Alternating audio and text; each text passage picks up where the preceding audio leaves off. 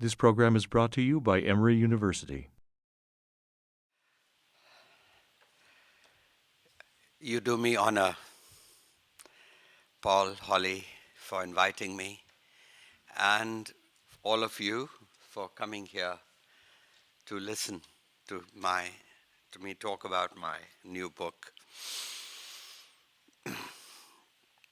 While I was signing my some books outside, somebody called me a guru, a management guru, and I didn't get the opportunity to tell him that my idea of such a guru is someone who's good at understanding, GU, but relatively useless, RU. Of course, the word guru is also in my name. But it wasn't always true. Until the age of 3, I was called Ashok Kumar, the Prince of Happiness.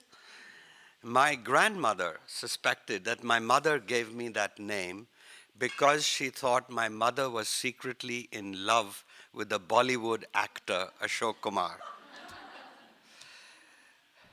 So I suppose to send a message to her daughter-in-law, she took me to her guru, placed me at his feet, and told the guru to give me a name. And he saw me at his feet and he said, let's call him Gurcharan Das, which means the humble servant of the feet of the guru. And so I was transformed overnight from the Prince of Happiness to this very humble soul. Now, in India, mothers take their names, the children's name, very seriously. For months, they think about it. It's not Tom, Dick, and Harry, as you have it easy in this country. And I think the guru was also, they're prognosticating the child's future.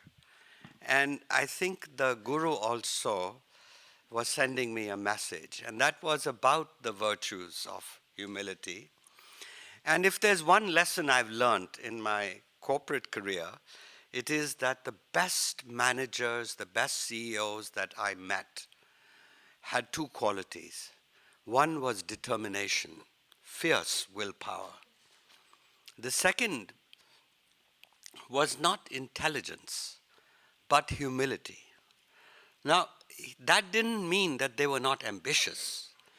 They were hugely ambitious, but their ambitions were for their work, for their companies, and not necessarily for their stock options and so on. Now, Paul told you about my previous book, India Unbound, in which 10 years ago, I predicted the economic rise of India.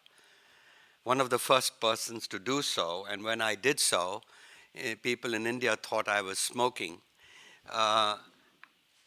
And if I were that kind of person today, I would be saying, I told you so. Because 10 years later, India is now the second fastest growing economy in the world.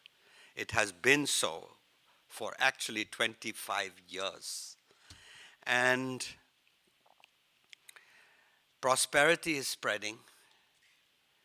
And India too, like China, will turn into a middle-class nation, and it will happen sooner than later, and probably in this coming generation. That is the good news. The bad news is that this prosperity is spreading amidst the most appalling governance. When I think of governance, I do not think of a minister who is caught with a bribe during the Commonwealth Games or what. I'm thinking of the way the governance affects the ordinary person, especially the poor. 1 out of 4 school teachers in a government primary school does not show up. And 1 out of 4 who shows up is not teaching.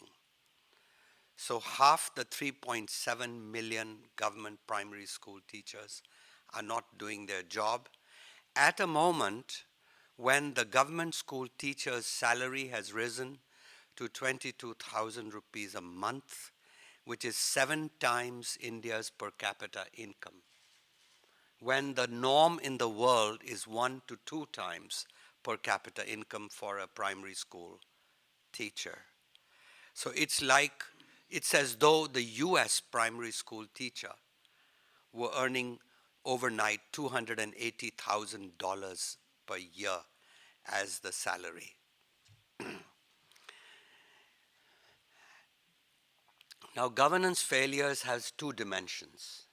One is the institutional dimension. If you could punish the school teacher in some ways, one school teacher, all the absentee school teachers would show up the next day. But it also has a moral dimension, that if they did show up, would they teach with inspiration, saying that we are creating the next generation of leaders? I was concerned much more with the moral dimension. And so I went to the Mahabharat, as Paul told you, this vast epic of ancient India, which on the face of it sounds like a very bizarre enterprise. However, why the Mahabharat? Well, one, the Mahabharat is unique in dealing with the world of politics and governance. Secondly, the Mahabharat is obsessed with the notion of Dharma.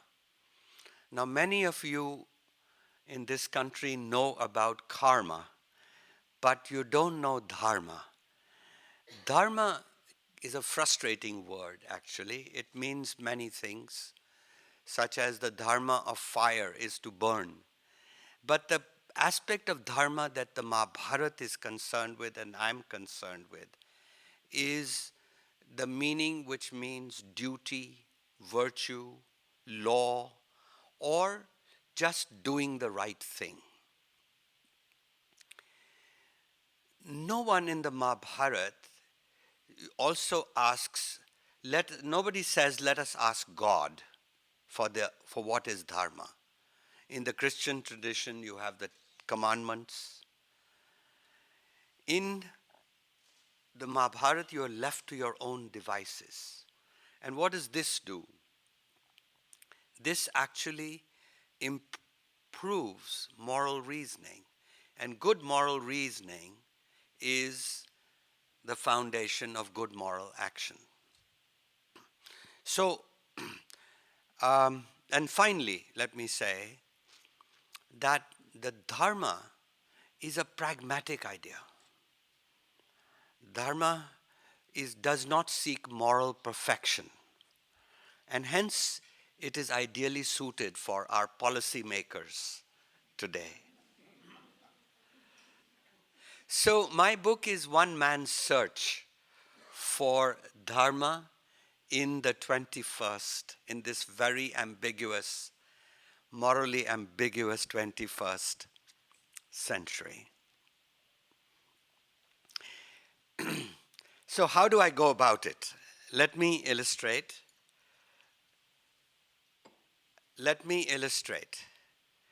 My first chapter is called Duryodhana's Envy.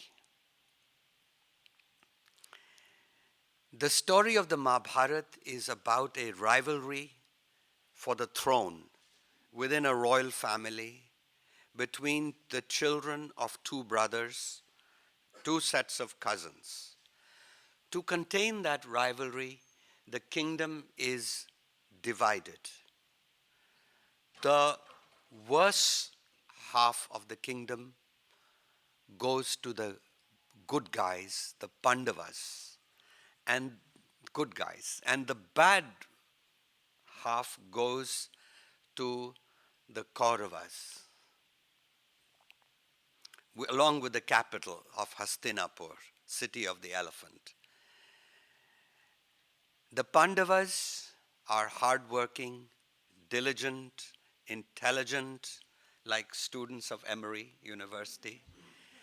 And they also have a warrior, great, successful, with the world's greatest warrior on their side, Arjuna. And so they expand their territories. They build a beautiful capital, they clear the forest, they have diplomatic skills, so they make alliances, and suddenly they are the most powerful kingdom on the earth. And then the eldest brother, Yudhishthira, he is told he can now have a ceremony consecrating him emperor, a Rajasuya ceremony.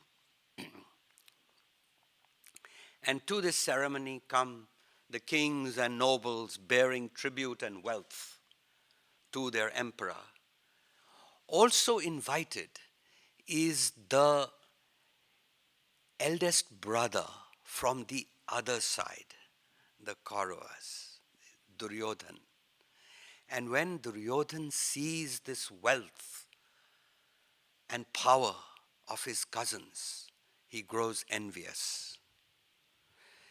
Accompanying him is his uncle, Shakuni, who looks at his nephew and he says, "My lord, you turn pale and sick. Envy makes you pale and sick." Shakespeare also said that. And Duryodhan says, "What man of mettle will stand to see his rivals, his neighbors prosper, and himself decline?"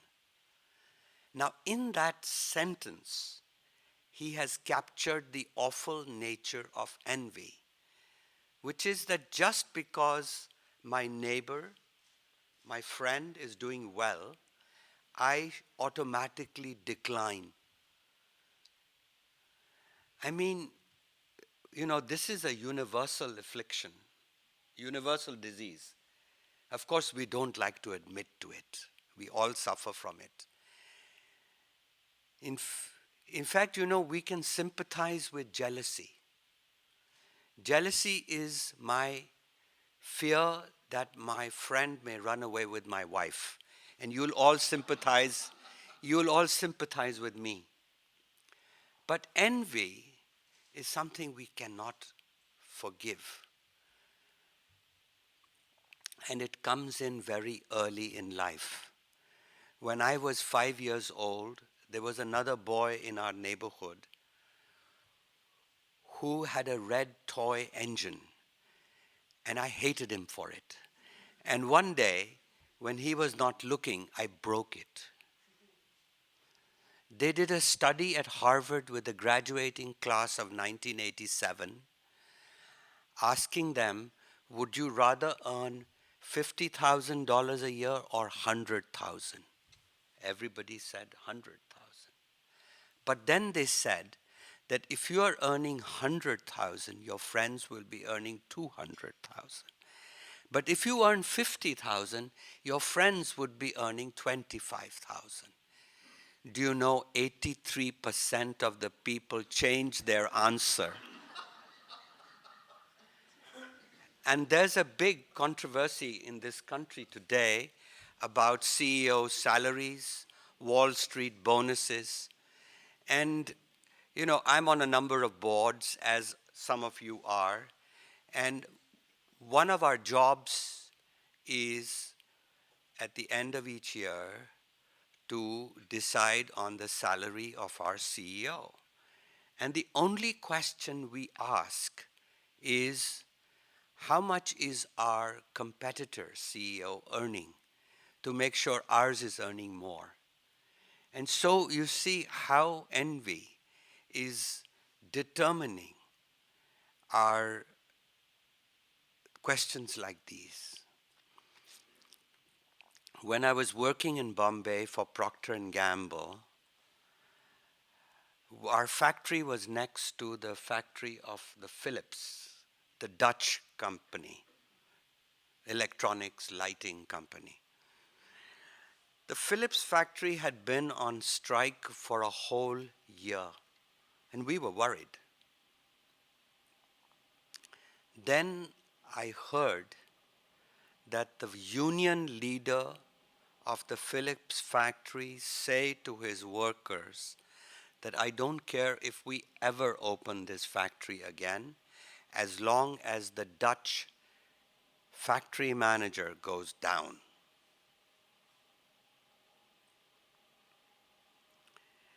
There's been a celebrated, I mean, when I heard that, I understood that if the sin of capitalism is greed, the sin of socialism is envy.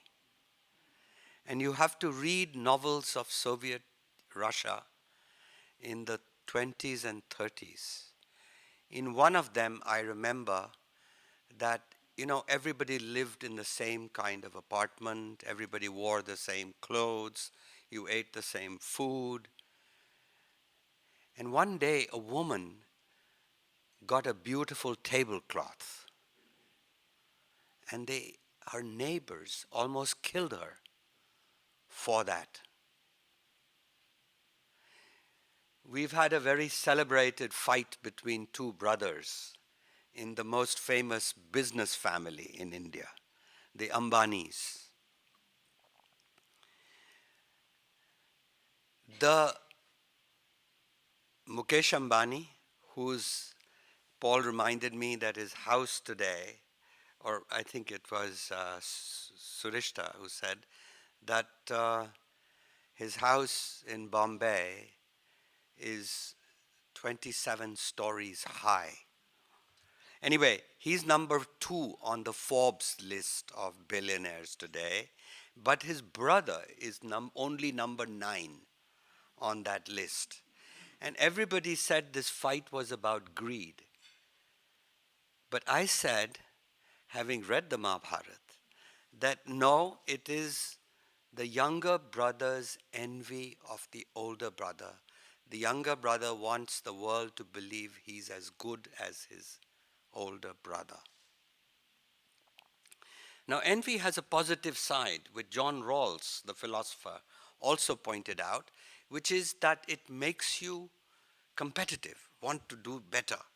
And it has, in this case, Anil, the younger brother, has built some wonderful companies like Reliance Capital. But over the last 2 years, frankly, I was very worried. As one of the 4.9 million shareholders of Reliance, that Anil was more interested in destroying his elder brother than in raising himself up. I did not understand why in the 1930s Germany,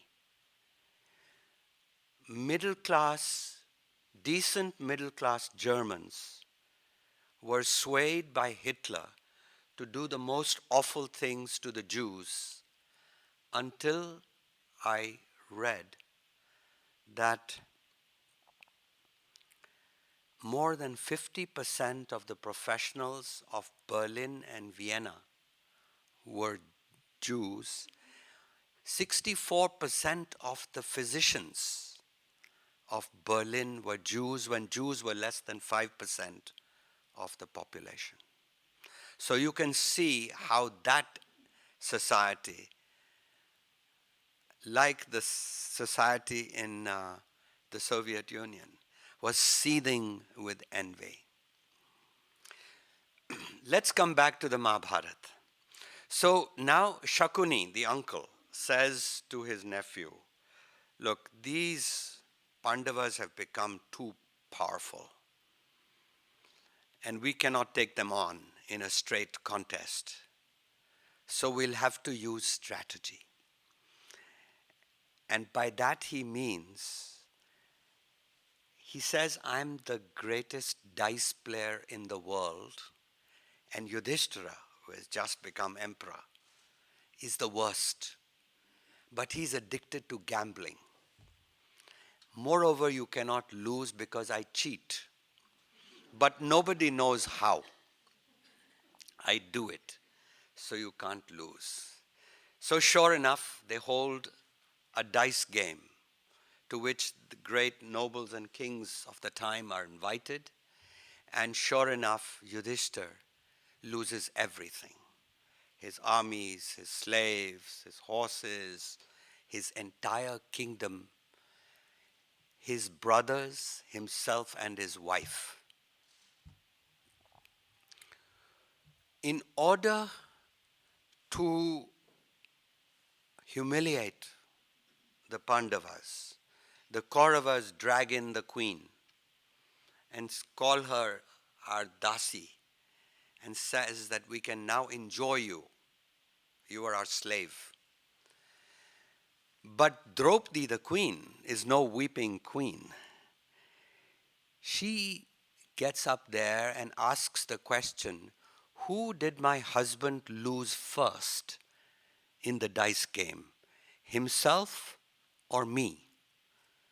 And of course, they realize this is a trap, because he had lost himself first, and by the law, he could not then gamble her, because having lost himself, he did not possess anything that he could gamble.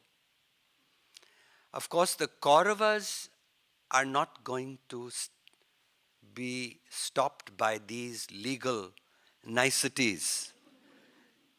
And so one of them says, strip her. And the younger brother, Dushasan, gets up and starts pulling her sari. And as he pulls and he pulls, the sari begins to extend infinitely until half an hour later, huffing and puffing, he sits down humiliated. So, what happened is the question that the Mahabharat raises.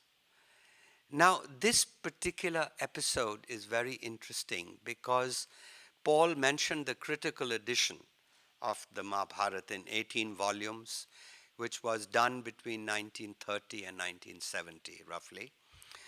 And they took about 300 manuscripts around from everywhere, from Afghanistan to Kashmir to Kerala to Java, Sumatra, and so on. And half the manuscripts contains the scene where she asks the god Krishna to help her. But in half the manuscripts, there is no Krishna. So it was the unenviable task of the editor of Sabha Parvan, which is the book in which this incident is, to say what happened. Which one should he use? Which reading? And he chose the one without Krishna. And then people asked, well, how did the miracle happen? And he says, it was Dharma. Dharma also means cosmic justice. And she was a good woman. And besides, he said, this is, by the way, a man called Franklin Edgerton, who was professor of Sanskrit at Yale, who was the editor of this edition. And he says, well, it's a work of literature and it builds her character. When this episode was being shown on Indian television, there was a 104-part series in the 1990s, which was hugely popular. In fact, the traffic used to stop in India, and eventually 600 million people saw this, highest rating ever. A Gujarati company in Bombay decided to market a Draupadi collection of saris. But they did not win market share because I suppose the saris did not extend infinitely. At this point, Draupadi gets very angry, and she looks at these kings and rulers, and especially she looks at the grandfather, Bhishma, and she says, tell me, what is the dharma of the king? Meaning, how did you let this happen? Everybody remains silent. And then she recounts what a sage said, that when a crime happens, one half of the punishment for the crime goes to the person who commits the crime. A quarter of the punishment goes to the person who helps him, his conspirator. But a quarter of the punishment goes to those who are silent. When I was working on this chapter, the election for the President of India was taking place.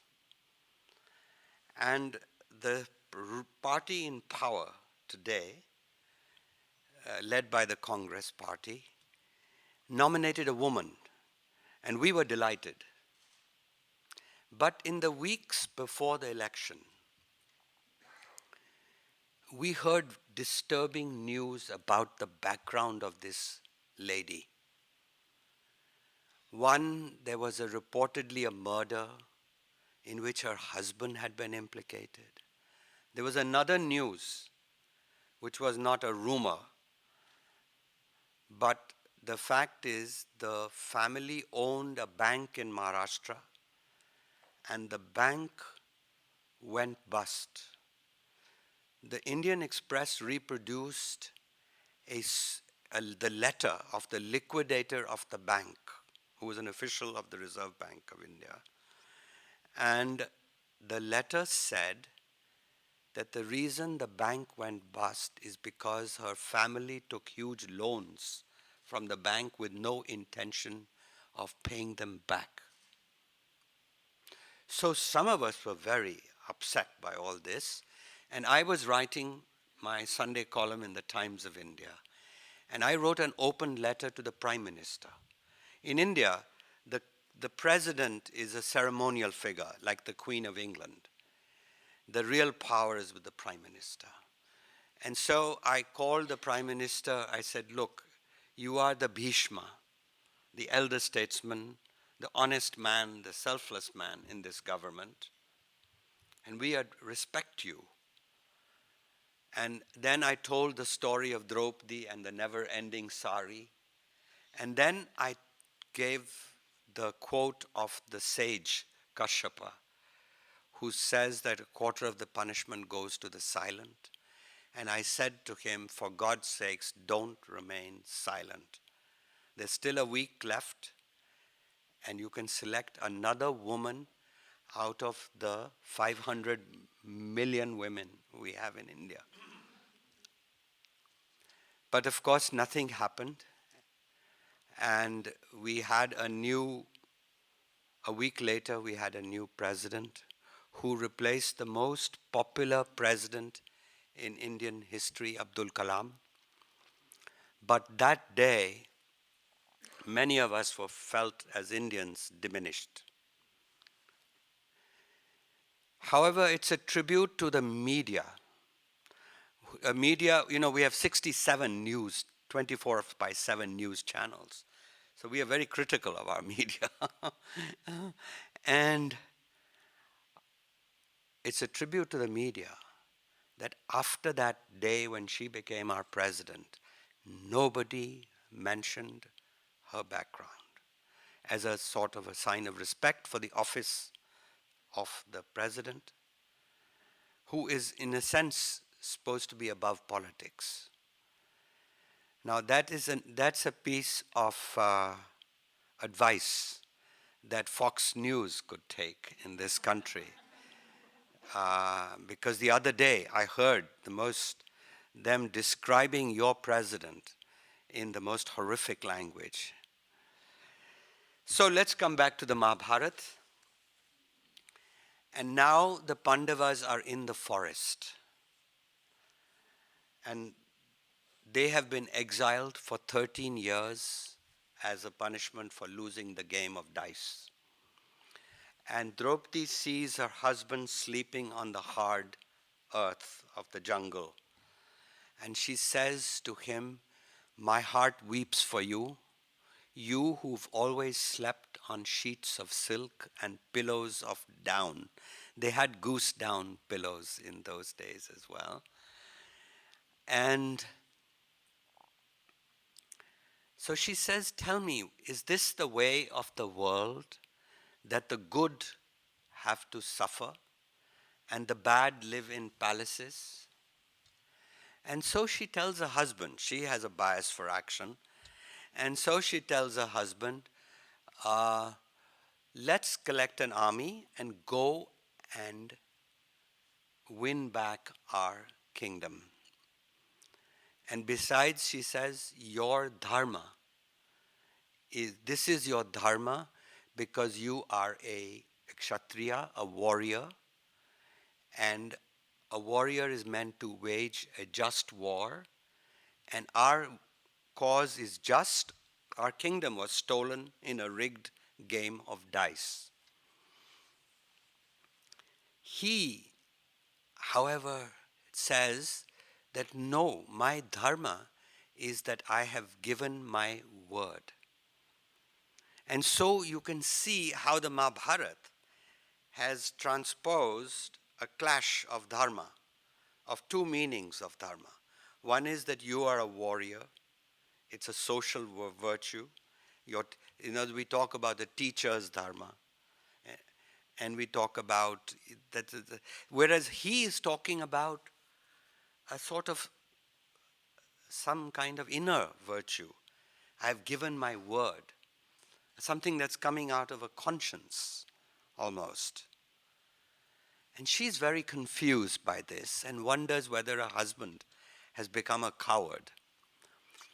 The next day, their uncle, Vidura, comes to visit them in the forest. Now, Vidura is a good man who is the royal counselor and who tried to prevent this game of dice. And she asks Vidura, now tell me, how do you judge dharma? And he says, well, I look at the consequences of the action. If the action yields good results, if people are helped by the action, then it's dharma. And if people are harmed, then it's adharma. And so she's even more confused because she says her husband doesn't seem to look at the results of his action. He's talking about something that is his own inside him, talking about having given my word. And the Mahabharat then has a wonderful discussion about others, the argumentative Indian takes over, and you have all these different Bhima, Arjuna, the other brothers jump in and talk about this. And there's a discussion which essentially is a classical debate in Western philosophy of those who look at consequences, which are called consequentialists or utilitarians in the 19th century after Bentham and Mill, or those who look at a sort of inner sense of duty, and they are called deontologists after Kant and others. Anyway, to illustrate this distinction that the Mahabharata is drawing, which is getting everybody worked up, let me illustrate with an example, a true incident. A few years ago, a child was drowning off a beach in Goa. And a young man jumped in and saved this child. So the reporter from the Times of India went to this boy, young man, and said, "You're a hero. Why did you do it?" And he sheepishly confessed, well, he says, we are a college group who have come on a holiday from Hindu college in Delhi. And frankly, I was trying to impress a girl in our party. And then she says to him, "Oh, then you're not a hero." But Vidura would have said the child was saved. So why are you looking at his motivation? But Yudhishthira would have jumped in even if nobody was looking. So you see, this debate, this is just a way of bringing out the different meanings of Dharma, the way we look at Dharma. And the Mahabharata is very clear in telling you there is no one right answer. You know, and in fact, this is a problem with my book because people are looking for one right answer. A woman in Delhi actually went to the Bahari bookstore in Khan Market and she said, I want my money back. I don't have any answers here. And so, what the Mahabharata is doing is really telling us that Dharma is complex. We cannot agree. It's not like learning the names of the rivers of the United States. You have to think through these dilemmas. And sometimes we come out one way, sometimes we come out another way. Our duties conflict very often. Um, and in the epic, the characters are left totally foxed very often without knowing what to do. And there's a story in the Mahabharata which reminds me actually of what my granddaughter said about a month ago when I was visiting her. Her mother had been, my daughter-in-law, had been speaking on the telephone to a woman, and she had said, I'm sorry, I cannot come to your house for dinner because I'm sick. So my granddaughter said, but mother, you just told a lie. And I had to explain to this young girl that actually your mother did a deed of dharma because she said that, look, she didn't want to tell the woman on the other side that, look, you are a bore, your friends are bores, and I don't want to get bored on Saturday night.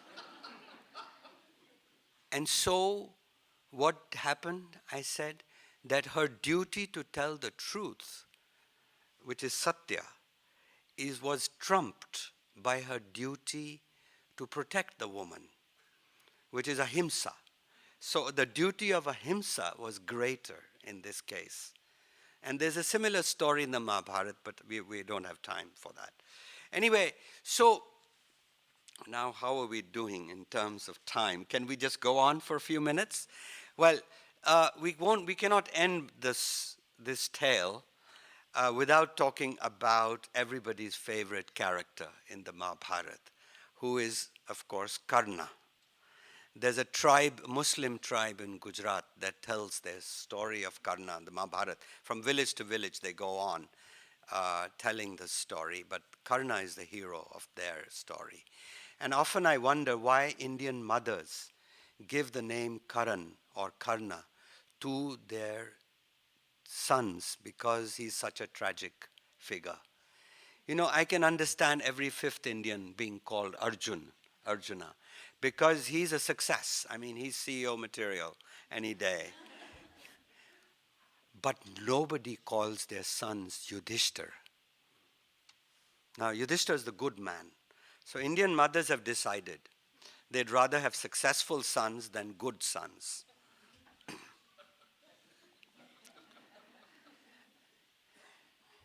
Karna's story, he was the eldest son of Kunti, who is the mother of the Pandavas, the good guys. But he was born illegitimately. As a child, she had been given a boon that if she were childless, she could have a baby born from one of the gods. So she was, before she got married, she was experimenting with this mantra and looking at the sun, and lo and behold, 9 months later, she had this baby, and she was horrified. And so she put this baby in a basket, covered him up nicely, and floated him in the river. And down the river, he was picked up by a charioteer. Now, Karna was very talented, hugely ambitious. And in those days, if you had ambition and talent, you became a warrior. And he becomes the greatest warrior of his time. However, he's treated by everybody like a charioteer's son, a low caste. In today's language of affirmative action in India, he's called an OBC, other backward caste, which is a category for getting affirmative action benefits. And Karna uh, has this very tragic story of wanting to be recognized as a kshatriya, but always being treated as a low caste son of a charioteer. Before Draupadi got married, Karna fell in love with her. And because she was a beautiful woman, there were lots of suitors, princes, nobles. She was a princess. And so her father arranged a very difficult contest to decide who will win her hand. And it meant lifting a heavy bow and shooting at a moving target, and everybody failed except Karna. So he thinks he has won a royal princess. And so he goes up to her to garland him, and she says, I won't marry a Sutaputra, the son of a charioteer. Even today in villages of India, the Sutaputra is an abuse that the upper caste hurl at the low caste. On the one side, the story of Karna is the story of being low caste in a caste society. But on the other side, it is also about a problem that afflicts us all, human beings. And that is the problem that we all want to be somebody. We don't want to be nobody. We want to come to a gathering like this, and we want our friends to smile at us and say how well you're doing, etc. We don't want them to look through us. And the essential problem is that of status anxiety. That's why my chapter 6 is called Karna's Status Anxiety. And we know that snobs have an infinite capacity for inflicting pain on us because they only measure us by our status. You may remember the Victorian novel of Jane Austen, Mansfield Park, the Bertrams, that awful family, which only measured you by your status. So, when we are babies, there's no problem. Because whether we cry, whether we break our toys, or we burp, our mothers love us. But when we grow up, we are judged. And our self-esteem is held hostage to what others think of us. A friend of my aunt used to say, you wouldn't worry so much what others think of you if only you realize that they don't. They are thinking what others are thinking of them, and those others are thinking what others are thinking of them, and nobody is thinking about you.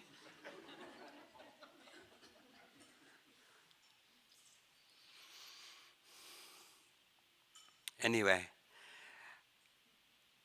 do you remember, I did not go into that moment, but at one point, 13 years later, the Pandavas come back to reclaim their kingdom.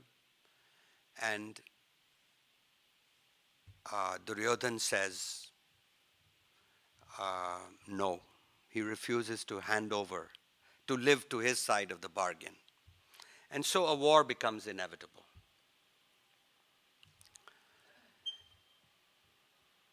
And at that moment, the god Krishna, who is the master strategist of the Pandavas, he realizes that these good Pandavas are going to lose this war, even with Arjuna, the greatest warrior, on their side, because of Karna, who is a greater warrior, who's on the other side.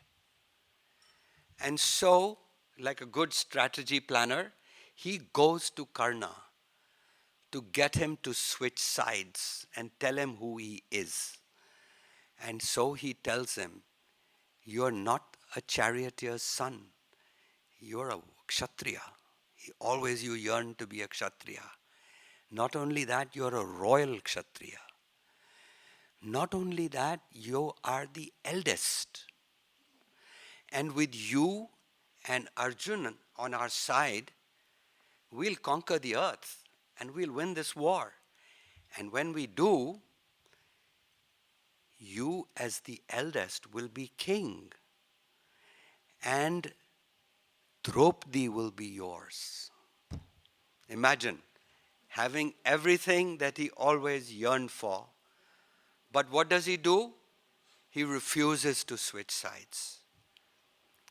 And he says, "Your mother is not the one who brings you, not the one who gives birth to you, but the one who brings you up." And what a wonderful thing to say in a caste society. So the Mahabharata is a dark story.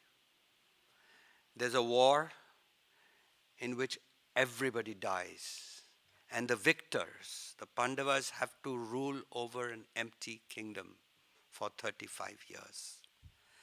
But it is in moments like these, the story that I told you about Karna, that the Mahabharata achieves victory, in my view. At the end of the epic, Yudhishthir's going to heaven. On the way, a stray dog attaches itself to him, and together they walk to heaven, as the Mahabharata says, looking straight, not looking at each other. And when they reach heaven, Indra, the heaven keeper, comes out and he says, "Welcome, great king. We have waited for this moment." And Yudhishthir, instead of going in, asks, "What about this dog?" And Indra says, "He's not even your dog. He's just a dirty street dog. Besides, this is heaven. No dogs allowed." And Yudhishthira wonders,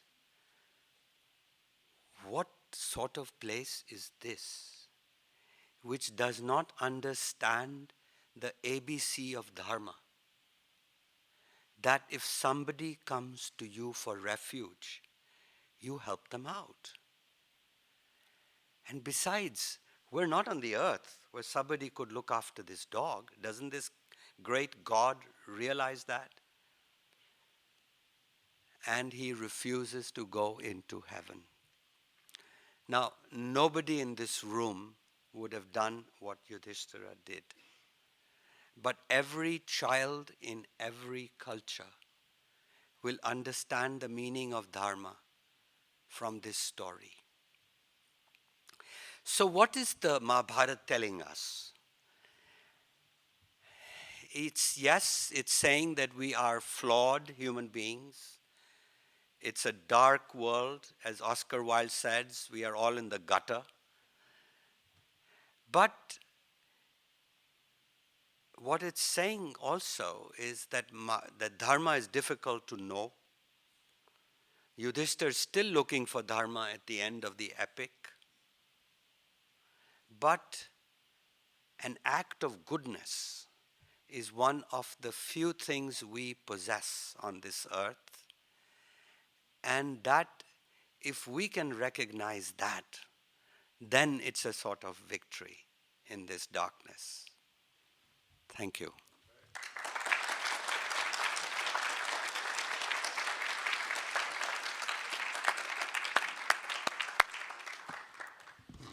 I think I can be confident in saying that for those of you who bought his book or would like to, nobody wants their money back.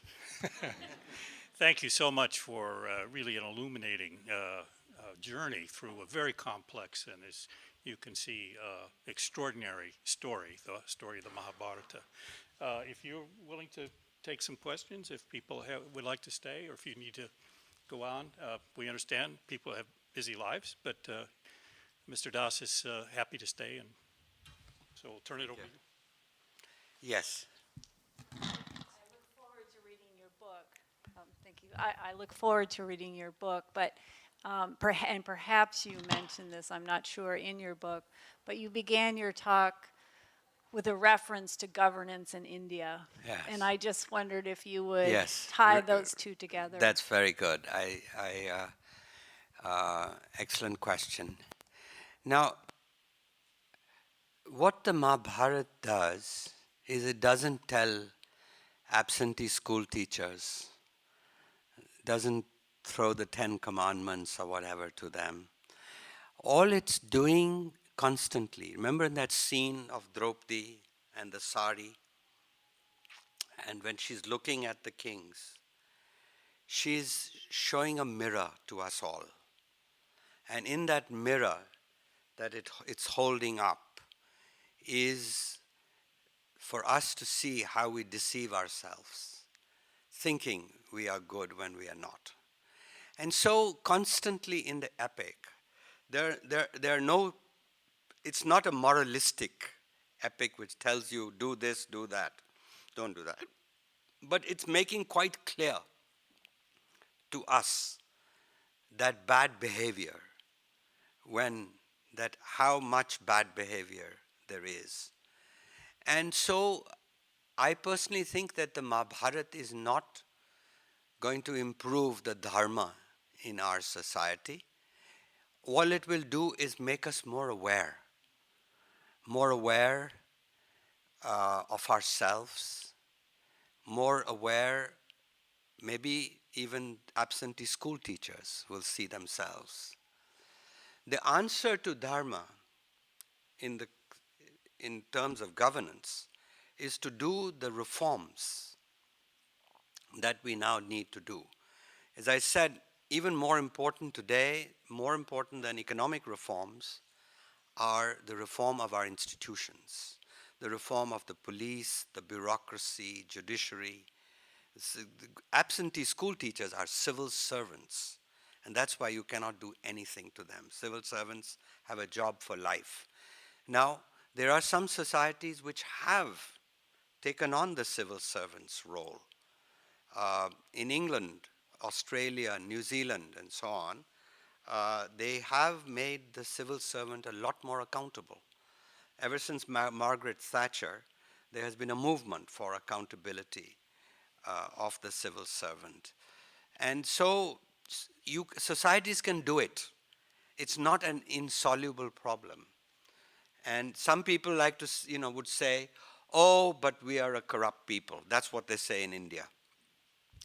And I say, rubbish. The same Indians, when they cross the immigration line at JFK Airport, they stop at the red light, they pay their taxes.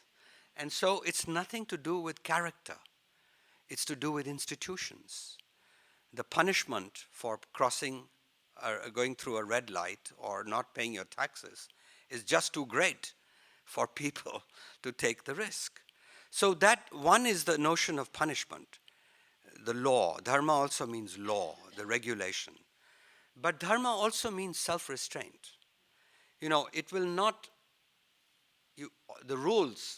all the rules will not catch all the crooks. The Duryodhans will not be caught by them. And we know Bernie Madoff and all these people who have entertained us over the last few years. So ultimately the system does depend on restraint. It is that restraint that if I owe you a check, I owe you money, and I give you a check, and you accept it. You don't start saying, oh, does he have enough cash in his bank, and maybe I should get some kind of a guarantee from him. No, most people work on the basis that 99% of the people are restrained. They show restraint. And that's, of course, creates trust in society. And trust is another meaning of dharma. Yes, sir.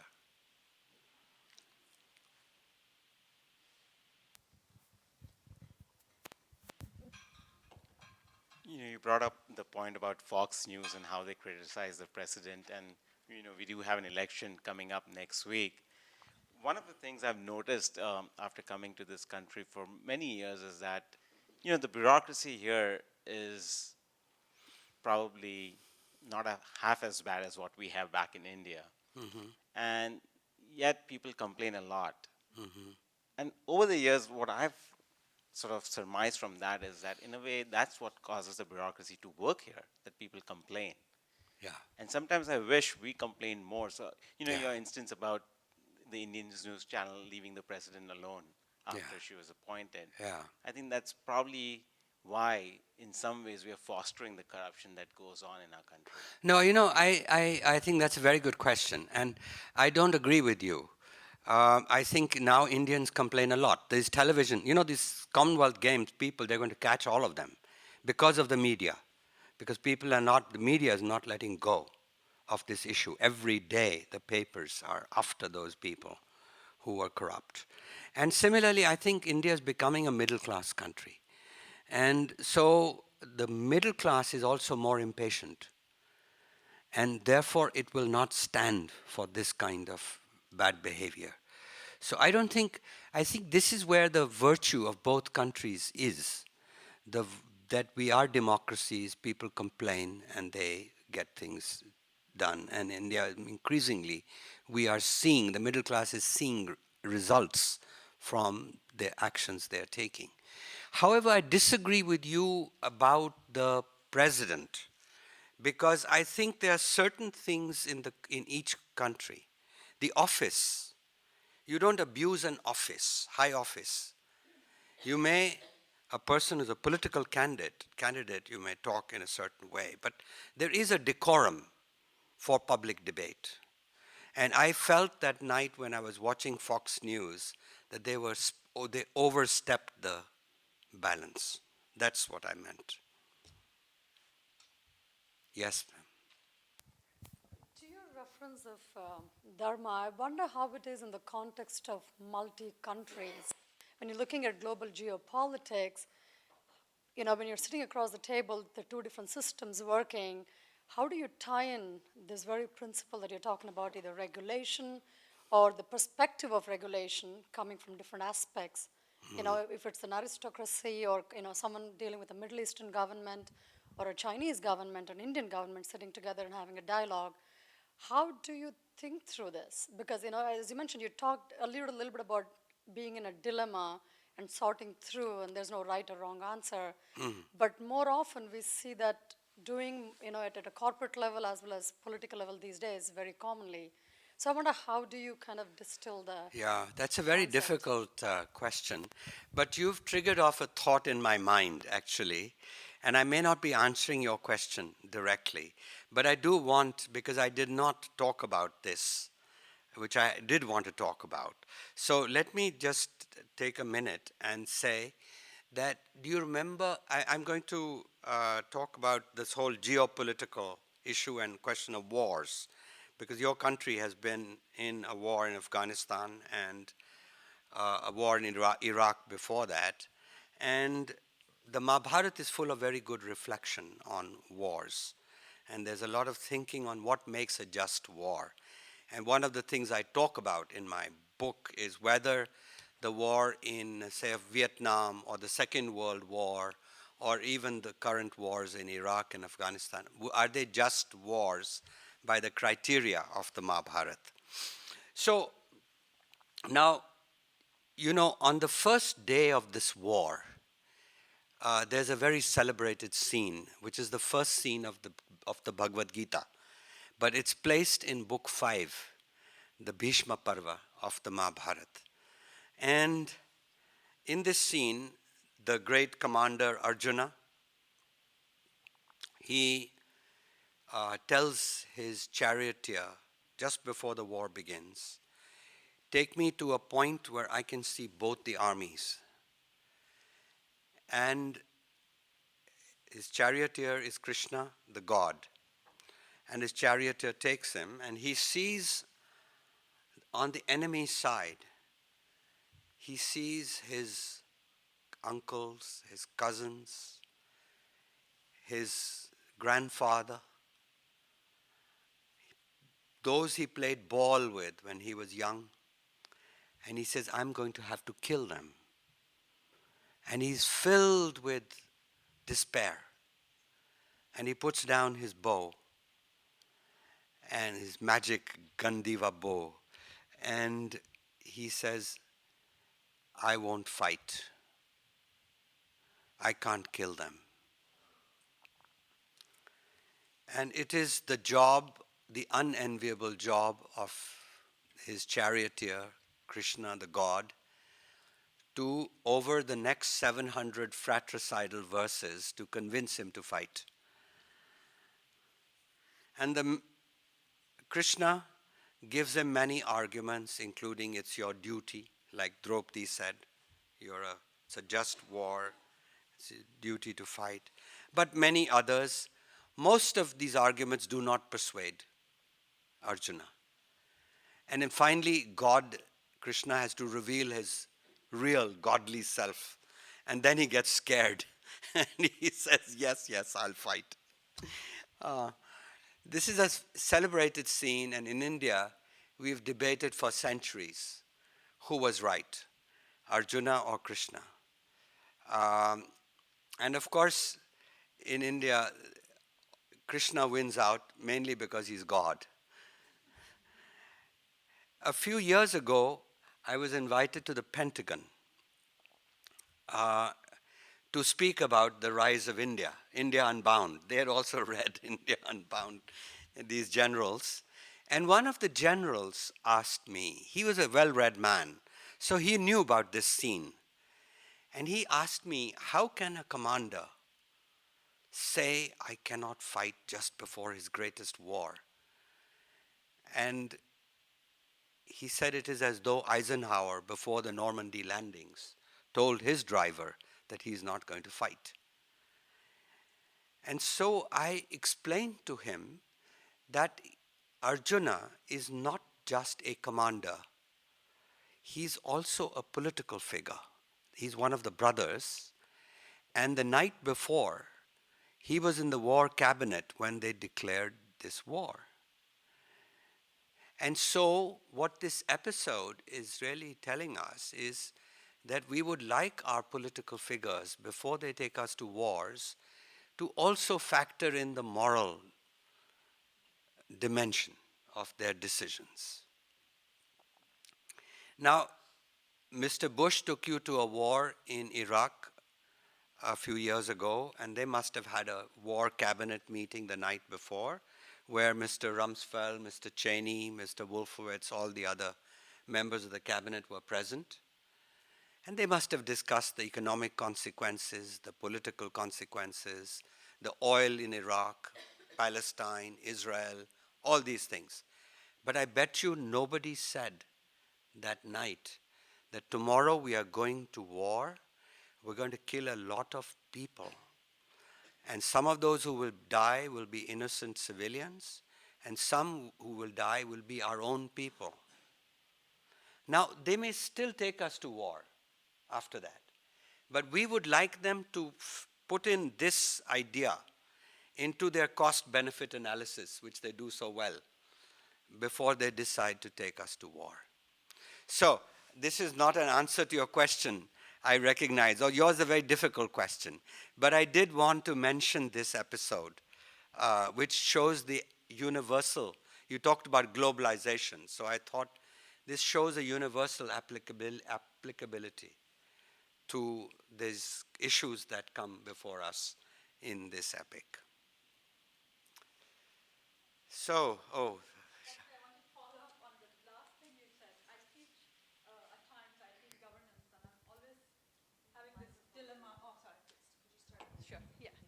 Hi, I teach governance, and in part of that, one of the things we come up with always as a dilemma is between ethics and ethical leadership. And is there a difference between the two? And so in your last thing about the war that you just told us, where you don't think about, in some sense, the consequences of who is going to die and so on, are we really separating the ethics from the ethical leadership and saying we need to do ethical leadership? And that same thing we deal with CEOs and all of that. So is there a separability or some gray line there that demarcates that? I'm not sure I've understood your Because you question. said that, for example, when we go to war, we separate the fact that so many people, innocent people die and so on. Right. And that's really the ethics from within us. It's a value system saying right. that we should feel bad about that. Yeah. But as it comes as the commander of the army, he has to worry about winning the war. Yeah, but and you're not so much about the consequences in some Okay, sense. So that's a leadership issue, right? You're separating ethics, which you would equate with duty ethics, Yes. which Dharma. comes from within, a conscience idea, Yeah. versus the utilitarian ethics, which is really much more looking at the consequences. Right. Okay, that's now I've understood. And you know, this is a question that there is no answer to that question, by the way. Let me quickly say that. Okay. Well, someone told me someone told me that ethics is from within and ethical leadership is Yeah. what you do with Yeah, it somewhat. Yeah, and I would just say to you that there is neither the Mahabharat nor I would be able to give you an answer, but we need to have both in mind. And leaders in public dharma typically would consider the consequences of the action as being more important than the personal motivation of the actor who's acting. So when Vidura says that, look, I would sacrifice one person for the sake of a village. To save a whole village, I'd sacrifice a person. Or to save a whole nation, I would sacrifice a person to save the village. I would sacrifice the village to save the nation. He's doing this cost-benefit analysis based on consequences. And I don't know what you would say, what you would do in such a case, but Yudhishthir probably won't sacrifice one person for the sake of a village. And it's the classic dilemma. Do you remember, those of you who read Dostoevsky in The Brothers Karamazov, I think, where Alyosha asks his brother, would you torture one child to save 1 million children or something like that? And it's a very hard question, to which Dostoevsky does not give any answer either. And so this is really a very good note, I think, sort of to end this, because there are no easy answers, and that's why it's difficult to be good in the world. But yet, it's the human condition for us to think of these things. And certainly a world in which more of us think of these things will be probably a better world. Thank you.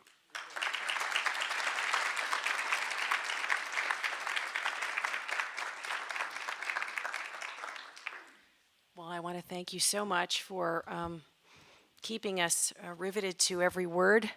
And we'll be able to revisit this online. We'll have a video up online if you want to go back to any part of this story.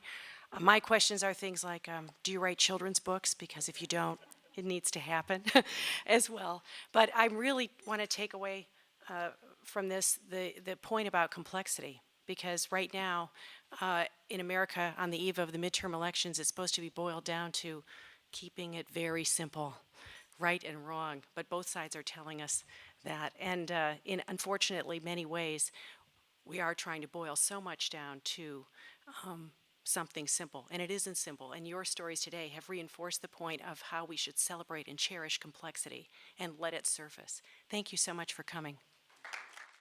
The preceding program is copyrighted by Emory University.